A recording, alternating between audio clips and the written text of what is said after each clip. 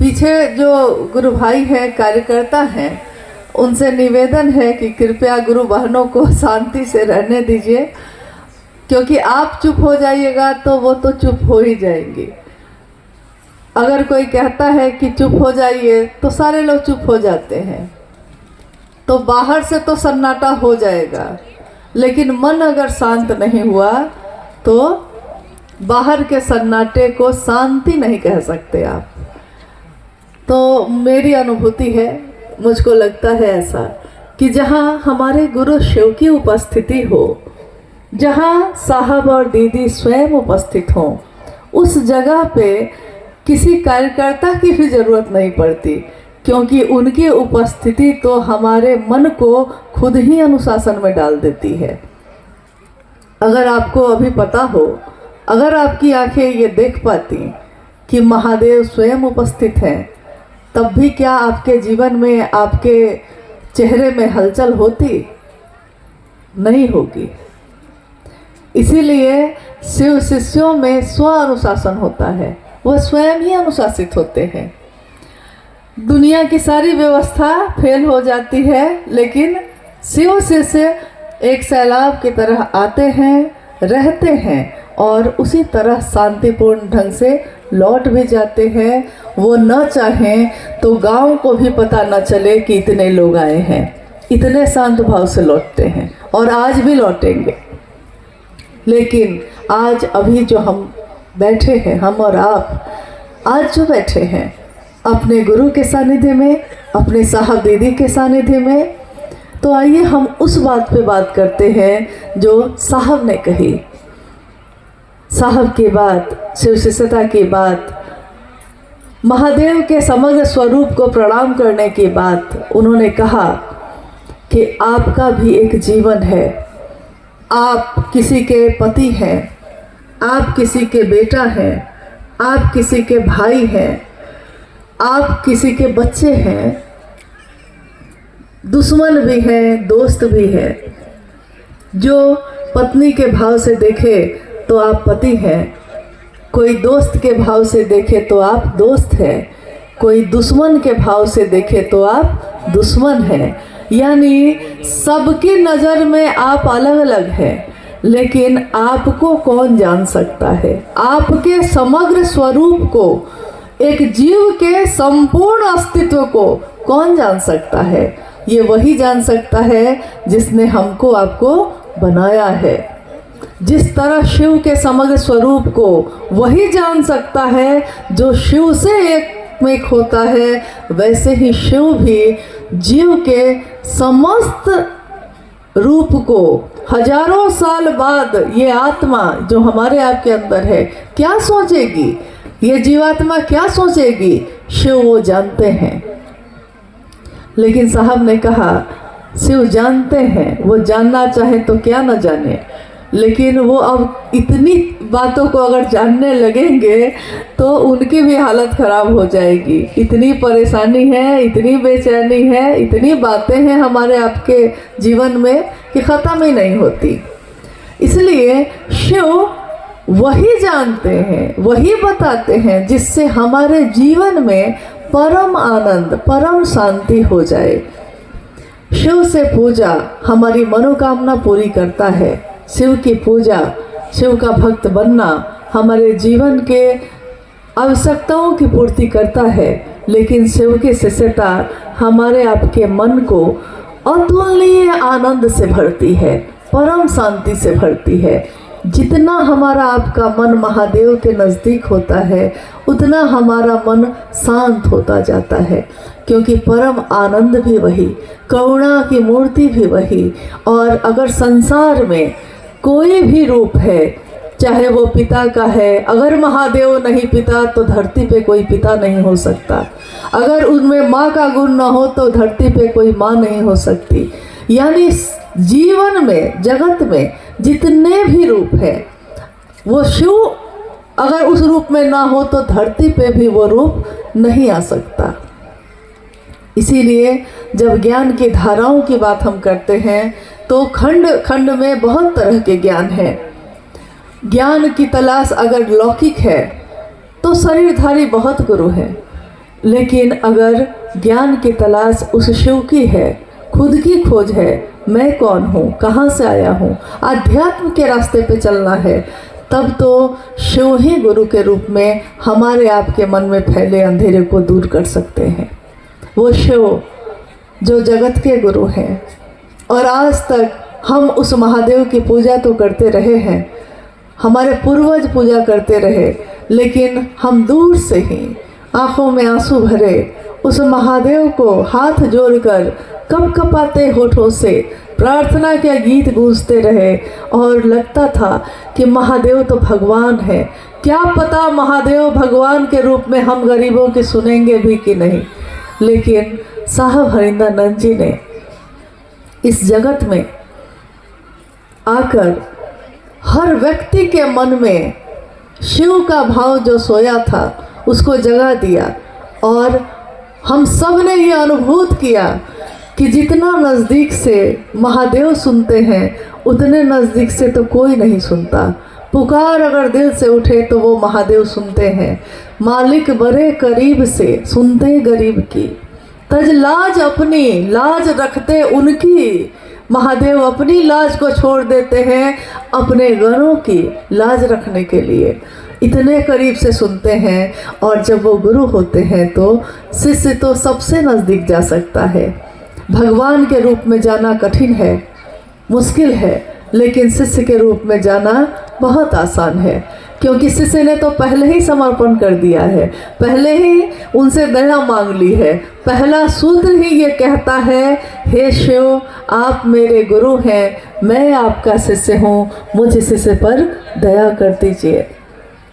हम कहते हैं बार बार ये कहते हैं कि जिसकी आकृति जिस बात को बार बार हमारा मन दोहराए, एक दिन हमारे मन की आवाज़ बन जाती है। वो मन एक ऐसी मशीन है जो दिखाई नहीं देती, हमारा पूरा शरीर दिखाई देता है, हमारे शरीर के अंदर के भी अंग दिखाई देते हैं। हाथ कट जाए तो खून जो बह रहा है, रक्त जो बह रहा है वो बाहर फूट पड़ता है, हर चीज़ दिखाई देती है, लेकिन वो मन कहाँ है ये दिखाई नहीं देता। आज तक किसी ने किसी के मन का दर्शन किया है? शरीर से कितना भी नज़दीक हम हो जाएं, लेकिन किसी के मन का दर्शन हम नहीं कर पाते। उसके लिए अंतर होना पड़ता है, मन को मन से जोड़ना पड़ता है। तो मन एक ऐसी मशीन है जो दिखाई तो नहीं देती, लेकिन ये मशीन लगातार विचारों को पैदा करती है। हर पल कितने विचार हमारे मन में पैदा होते रहते हैं और ख़त्म होते रहते हैं। जैसे इस जगत में कितने लोगों का जन्म होता रहता है और कितने की मौत होती रहती है। अभी इसी पल में कितने जीवात्माओं का जन्म हुआ होगा और कितने जीवात्मा का शरीर छूट गया होगा। यानी ये क्रम चल रहा है लगातार। मन का स्वभाव है कि उस मन की मशीन पे जो चढ़ा दीजिए वही चढ़ने लगता है। जैसे अभी हम लोग गाँव में जब आ रहे थे तो एक दरवाजे पे रखा हुआ था घास काटने की जो मशीन होती है, चारा काटने वाली मशीन। उस मशीन में, वो मशीन तो निसंगी है ना, वो मशीन है, उसका स्वभाव है, उसका उपयोग है कि वो काटेगी, काटती है। उसमें आप पुआल रखिए तो वो पुआल को काटती है कि नहीं, उसको भी काटेगी। आप घास रखिए, घास को भी काटेगी। जो रख दीजिए वो काटेगी, काटना उसका काम है, वो काटेगी ही काटेगी। आप रखते क्या है ये देखिए। कभी कभी भूल से, गलती से किसी का हाथ चला जाता है और मशीन ये भी नहीं देखती कि हाथ चला गया, और कभी कभी हाथ भी कट जाते हैं। यानी उसका स्वभाव है। मन का स्वभाव क्या है? मन का स्वभाव है कि जो चीज़ इस पे चढ़ा दीजिए वो उसी को दोहराने लगता है, बार बार बार बार। हम सोए हो तब भी, हम जगे हो तब भी। अभी शादी ब्याह का मौसम है, खूब शादी हो रही है, तो घर घर में शादी का माहौल है। जब देखिए किसी दरवाजे पे, किसी दूरा पे लोग बैठे हैं और अमुक की बेटी का ब्याह हो जाए, कहाँ लड़का मिलेगा, कहाँ शादी होगी। एक आदमी बात शुरू करता है, एक आदमी सामने बैठा है, उससे बातचीत शुरू करता है। आप देखिए कि धीरे धीरे आसपास के घर के भी लोग निकल के आके बैठ जाते हैं और सारे के सारे लोग उस बातचीत में शामिल हो जाते हैं। यानी एक व्यक्ति ने कोई बात शुरू की है और धीरे धीरे उस जगह का, उस स्थान का पूरा परिवेश, पूरा माहौल उसी बात से रम जाता है, उसी में रम जाता है। सब अपनी अपनी व्यथा कहने लगते हैं। कोई कहता है बेटा की शादी नहीं हो रही, कोई कहता है बेटी की शादी नहीं हो रही।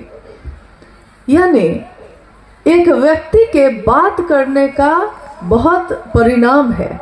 वो बात क्या करता है, उसके मन में चल क्या रहा है।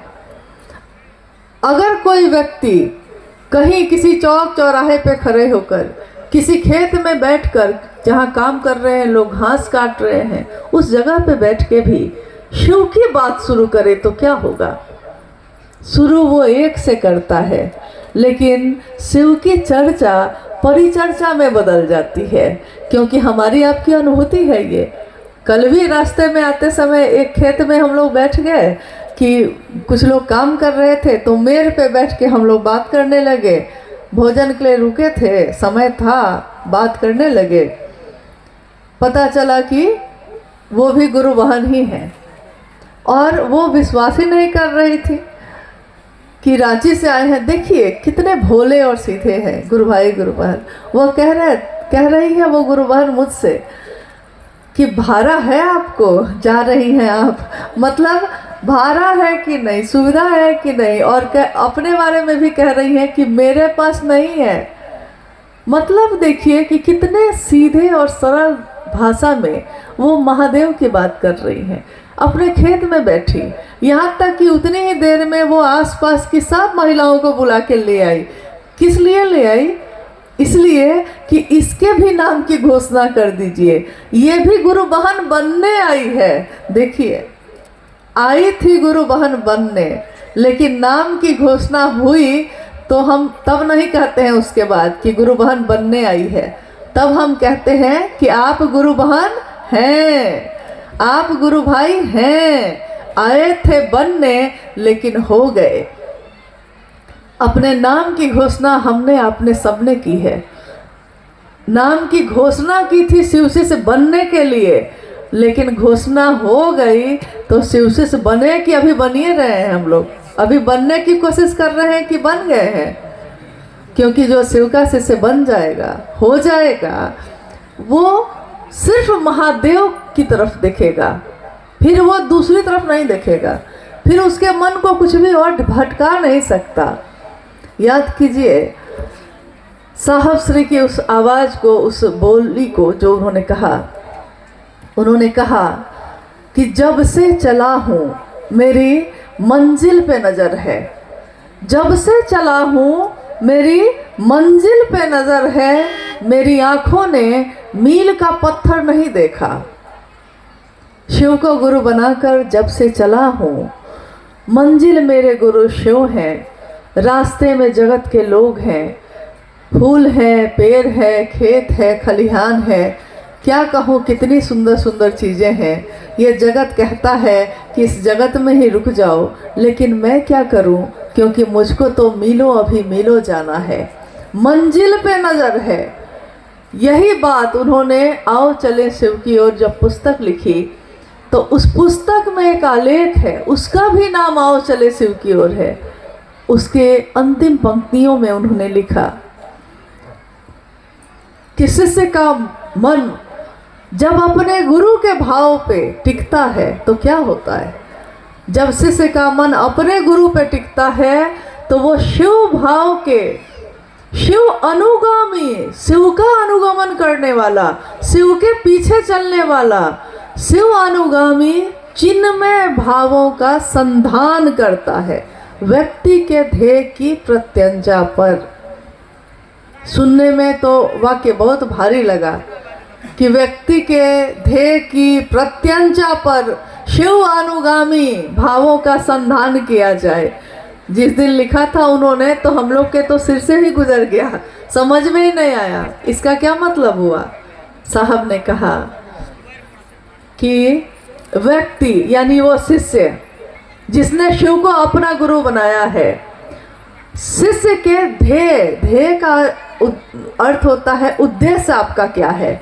शिव को गुरु बनाने के पीछे आपका उद्देश्य क्या है, क्योंकि सबका उद्देश्य अलग अलग हो सकता है। किसी का उद्देश्य हो सकता है कि उसको संतान चाहिए, किसी का उद्देश्य हो सकता है कि उसको सम्मान चाहिए, किसी का उद्देश्य हो सकता है कि उसको वैभव और संपत्ति चाहिए। यानी सबके अलग अलग उद्देश्य हो सकते हैं। किसी का हो सकता है कि उसको शिव चाहिए। तो साहब ने कहा कि शिष्य जो व्यक्ति है, जो पात्र है, उसके उद्देश्य की यानी उसका उद्देश्य क्या है शिव को गुरु बनाने के पीछे, उस उद्देश्य की ध्येय की प्रत्यंचा पर, यानी आपने कभी देखा होगा कि तीर और धनुष होता है। हमारे पूर्वजों ने महाभारत और रामायण काल में जब भी तस्वीर आप देखिएगा तो उस तस्वीर के साथ तीर और धनुष दिखेगा। तीर, कितनी कहानियां हैं। अर्जुन से कहा गया कि स्वयंवर हो रहा है और इस स्वयंवर की शर्त है कि जो मछली ऊपर घूम रही है, मैं अनुरोध करूंगी कि आप इस बात को थोड़ा ध्यान से सुनिएगा, क्योंकि साहब ने जो बात समझाई है उसमें परिणाम है। क्या परिणाम है, इसके लिए पहले हमको ध्यान से इसको समझने की कोशिश करनी होगी। घटना है महाभारत काल की कि अर्जुन और उसके साथ बहुत सारे लोग उस स्वयंवर में आए। छत पे एक मछली जो टांगी गई थी वो घूम रही है और शर्त यही थी उसमें कि जो अपने तीर से उस मछली की पुतलियों पे लक्ष्य भेद करेगा। लक्ष्य यानी उसकी मंजिल क्या है, उस मछली की पुतली, और तीर चलाना है। तीर कहाँ से चलेगा, धनुष पे ही ना चलेगा। तीर चलाने के लिए तो धनुष पे प्रत्यंचा, प्रत्यंचा का अर्थ होता है कि आपने तीर पकड़ा है और धनुष को अपने हाथों में पकड़ा है। उस धनुष पे प्रत्यंचा चढ़ाई है, यानी तीर लगाया है और उसके धागे को खींचा है। जितनी ताकत और लक्ष्य के भेदन के साथ, ताकत यानी मन की ताकत हो कि शरीर की ताकत हो, उसके साथ, और लक्ष्य आपका सामने एक बिंदु है। अगर आपके आंखों ने उस बिंदु के अलावा कुछ भी और देखा तो लक्ष्य पे आप संधान नहीं कर सकेंगे। लेकिन अगर आपकी आंखों ने उस लक्ष्य के सिवा कुछ भी और नहीं देखा तो आपके हाथों में धनुष है, तीर है, लेकिन धनुष और तीर से लक्ष्य नहीं भेदे जाते, लक्ष्य मन से भेदे जाते हैं। और मन अगर वहाँ पे संकल्पित है, दृढ़ है, हिल नहीं रहा, तो आपका जो तीर है वो सीधे उस लक्ष्य पे लगता है। कितने राजकुमार आए गए, कोई मछली पे मार रहा है, कोई छत पे मार रहा है, और जब अर्जुन गए तो उन्होंने मछली की पुतली पे सीधे तीर चढ़ाया धनुष पे और लक्ष्य साधा और तीर छोड़ दिया। और तीर कहाँ जाके लगा, सीधे मछली की पुतली पे। उससे पहले के राजकुमार लोगों से पूछा गया कि आपने क्या देखा था, तो किसी ने कहा कि मैंने छत भी देखी थी, मैंने मछली भी देखी थी, मछली की आंख भी देखी थी। यानी सब कुछ आपको दिख रहा है। जब आपको सब कुछ दिख रहा है तो लक्ष्य नहीं दिख रहा। और अर्जुन से पूछा गया कि आपने क्या देखा, तो उसने कहा कि मुझको मछली की पुतली के सिवा कुछ भी दिखाई नहीं दिया। साहब श्री ने अपने आओ चले शिव की ओर पुस्तक में ये पंक्ति लिखी कि व्यक्ति के ध्येय की प्रत्यंचा, यानी हर वो व्यक्ति जिसने भी शिव को अपना गुरु बनाया है, चाहे वो गांव में रहता हो कि शहर में रहता हो, चाहे वो पढ़ा लिखा हो या अनपढ़ हो, चाहे वो घास काटता हो, चाहे वो कंप्यूटर चलाता हो, लेकिन ये तो उसके जगत के रूप हैं। पारलौकिक जगत में उसका एक ही रूप है, शिव के शिष्य का। और शिव के शिष्य का ध्येय एक ही होता है, उसका लक्ष्य एक ही होता है, उसके गुरु शिव स्वयं। और जब शिव तक पहुंचना है तो सिर्फ और सिर्फ शिव पर ही ध्यान लगाना होगा। शिव का काम हो जाए, शिव का नाम हो जाए, लेकिन इस जगत से महादेव महादेव करके गुजरना तो है, दूसरों को प्रेरित तो करना है, लेकिन अपनी यात्रा भूलनी नहीं है। अपनों की चिंता में अपनी यात्रा विस्मृत करने वाला कहीं का नहीं रहता। साहब ने कहा, शिव अनुगामी, ये जो ध्येय है आपका, किसका अनुगमन करे? किसी व्यक्ति का नहीं, किसी पंथ का नहीं, किसी समाज का नहीं, ये शिव का अनुगमन करेगा, यानी शिव की तरफ सीधे बढ़ेगा। अब आप बताइए, क्या शिव का शिष्य बनते समय हमारे मन में लक्ष्य क्या था? हम में से हर व्यक्ति आज इस क्षण में उस वक्त को याद करे जिस समय हमने शिव को अपना गुरु बनाया। कितने अच्छे मन से बनाया, कितनी खुशी से बनाया, कितना सोचा था खुद भी शिव के शिष्य बनेंगे और दूसरों को भी शिव शिष्य बनाएंगे। कोई अगर शुरू से ही उसका लक्ष्य कुछ और हो और उसने शिव को अपना गुरु बना लिया है, याद रखिएगा उसका लक्ष्य कभी भी शिव थे ही नहीं। इसलिए जब उसकी मनोकामना पूरी हो जाती है, जब उसकी मनौती पूरी हो जाती है, तो वो शिव चर्चा तो रखता जरूर है, लेकिन मनौती पूरी करने पे शिव चर्चा रखना, शिव उसका लक्ष्य नहीं हो सकते। उसकी मनोकामना उसके लक्ष्य थी, इसलिए उसने ये तो काम कर लिया तो कोई दोष नहीं है। हम जाएंगे अपने दुख को लेकर तो किसके पास जाएंगे? हम अपनी पीड़ा, अपने कष्ट का समाधान चाहेंगे तो किसके पास जाएंगे? जो मेरा सबसे ज़्यादा अपना होगा उसी के पास जाएंगे। और महादेव से ज़्यादा अपना कौन है? महादेव से ज़्यादा मेरे पीड़ा को हरने वाला कौन है? कौन है जो ये कहता है कि तुम चाहे जो भी हो, लेकिन तुम मुझको जो समझो मैं तुमको मित्र समझता हूँ। इतनी परम सत्ता मित्र समझती है। हम क्या इस योग्य हैं? तो हमको आपको ये याद करना चाहिए कि जिस दिन हमने शिव को अपना गुरु बनाया था, उस दिन हमारा लक्ष्य क्या था। कहते हैं, साहब कहते हैं कि शिष्य अपने मनोकामना को लेकर जाता है महादेव के पास। हो सकता है उस समय उसका लक्ष्य महादेव नहीं हो सकता है उसका उद्देश्य महादेव से मिलना नहीं हो, लेकिन महादेव के पास अगर चला गया है, शिष्य बनकर चला गया है, तो गुरु उसके इस उद्देश्य का परिमार्जन करके शिव की तरफ उन्मुख करते हैं। यानी मन ही वो साधन है जो शिव की तरफ मुड़ता है। शिवोन्मुख हो जाना, शिव की तरफ चलना, मेरे मन का चलना, यही शिव की शिष्यता है। और इसके सिवा शिव के शिष्यों का कोई लक्ष्य नहीं होता। आइए इस शिव गुरु महोत्सव में